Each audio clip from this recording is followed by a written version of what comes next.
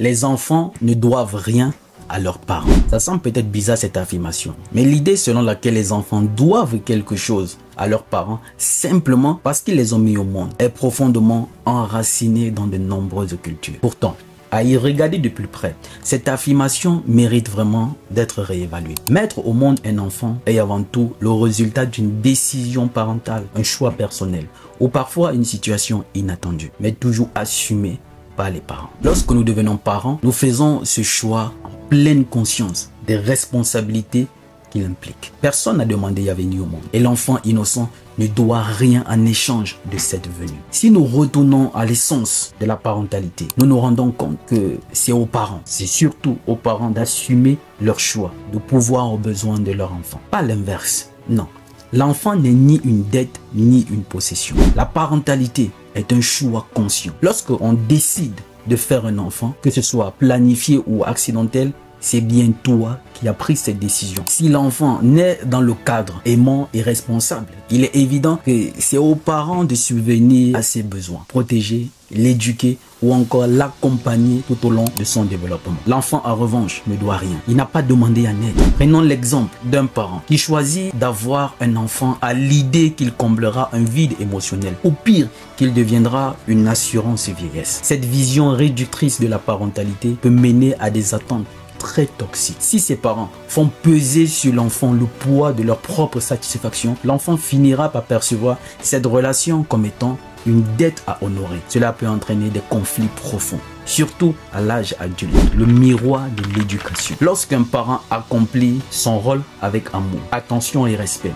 l'enfant développe naturellement des valeurs qui lui sont transmises. Un parent qui donne une éducation solide, fondée sur des principes comme le respect, la générosité et l'empathie, crée un environnement dans lequel l'enfant devient le reflet de ce qu'il a reçu. En grandissant, cet enfant reproduira les attitudes et les comportements qu'il a intégrés. Prenons un autre exemple simple. Un parent enseigne à son enfant l'importance du respect mutuel et de l'écoute. Cet enfant sera probablement attentif à ses principes et dans les relations avec les autres, y compris avec ses parents. De même, un parent aimant verra souvent cet amour réciproque se manifester chez son enfant une fois devenu adulte. Mais cela n'est pas garanti. Il peut exister des cas où malgré une éducation irréprochable, l'enfant adopte un comportement ingrat ou distant. Ces exceptions peuvent résulter des facteurs très variés. On a soit la personnalité de l'enfant, les influences extérieures ou même les troubles émotionnels.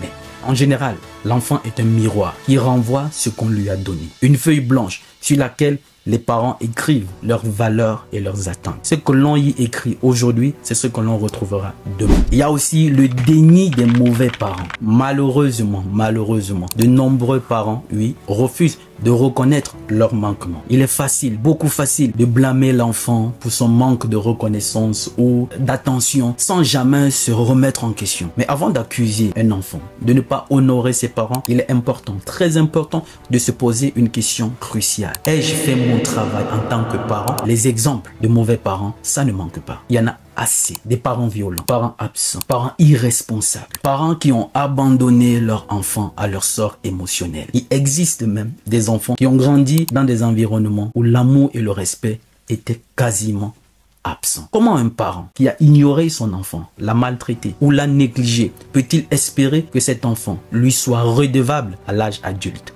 C'est insensé. Imagine une situation où l'enfant a grandi dans la violence, subissant coups et humiliations. Cet enfant, aujourd'hui devenu adulte, décide de couper radicalement le pont avec ses parents. Qui pourrait le blâmer? Pourtant, certains de ses parents qui ont maltraité leur enfant s'étonnent de voir cet enfant s'éloigner d'eux une fois devenu adulte, incapables d'accepter la responsabilité de leur action d'hier dans des maisons de retraite. Prenons cet exemple. On voit souvent des parents vieillissants, abandonnés par leurs propres enfants. Ce phénomène, bien qu'il n'est pas universel, ça il faut préciser, mérite quand même une réflexion. Plutôt que de condamner les enfants pour leur prétendue ingratitude, il serait peut-être utile de demander si les parents ont toujours été présents pour leur enfant, s'ils ont assumé leur rôle avec amour et bienveillance. Cela ne veut pas dire que tous les enfants sont exempts de responsabilité, pas du tout. Il existe des situations où des enfants, surtout à l'adolescence, pensent, agissent de manière très irrespectueuse ou égoïste, sans raison apparente. La crise de l'adolescence, amplifiée aujourd'hui par les facteurs tels que les réseaux sociaux ou encore la nouvelle technologie, peut amener certains jeunes à manquer de respect envers leurs parents, malgré une éducation bienveillante. Il est nécessaire de distinguer l'ingratitude véritable, qui peut être le fruit d'une mauvaise éducation ou d'un environnement toxique. Et pour terminer, je dirais, il est temps de briser le cycle des attentes parentales injustifiées. Un enfant ne doit rien à ses parents, simplement parce qu'ils l'ont mis au monde. Ce serait trop facile. Ce que les parents récoltent le plus souvent à l'âge adulte est souvent le fruit de ce qu'ils ont sémé durant les premières années de vie de l'enfant. Les relations entre parents et enfants doivent être fondées sur l'amour, le respect mutuel et la compréhension, et non sur un sentiment de dette ou d'obligation. Et en fin de compte, c'est à chaque parent de se demander, de se questionner: ai-je réellement donné à mon enfant l'amour et les valeurs que j'attends en retour? La réponse à cette question est souvent la clé pour comprendre la relation que nous entretenons avec l'enfant une fois l'âge adulte. Ou encore, comme on dit le plus souvent, si être un parent se résumait à mettre un enfant au monde, on appellerait n'importe quel irresponsable père ou mère. Un parent, c'est celui qui protège, qui donne de l'amour, qui est Dieu, qui inculque des valeurs. C'est ce qu'il récoltera demain. Dites-moi ce que vous en pensez en commentaire, la famille. Je me ferai moi aussi le plaisir de voler. Il n'est jamais trop tard pour se ressaisir, pour rectifier le tir, pour corriger ses erreurs. Même en tant que parent, il n'est jamais trop tard, parce que le rêve n'a pas de date d'expiration.